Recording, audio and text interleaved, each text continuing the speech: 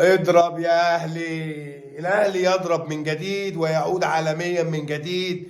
الاهلي العالمي يسعدنا ويدفينا بثلاثيه في مرمى نيوزيلاند سيتي. بصراحه الاهلي داس على وشهم بكل امانه، اداء ونتيجه واداء استثنائي بكل معنى الكلمه.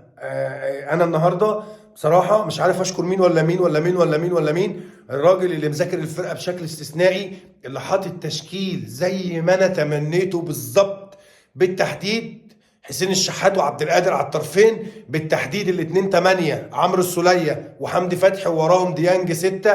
دبابة بمعنى الكلمة. الشناوي اللي مذاكر، الميزة الوحيدة اللي عند الفرقة الضربات الثابتة، ضرب 2 بالبوكس ومسك واحدة. عبد المنعم ومتولي والثنائية اللي انا عشقتها في النادي الاهلي وهفضل اعشقها دايما. طبعا معلول لا خلاف. محمد هاني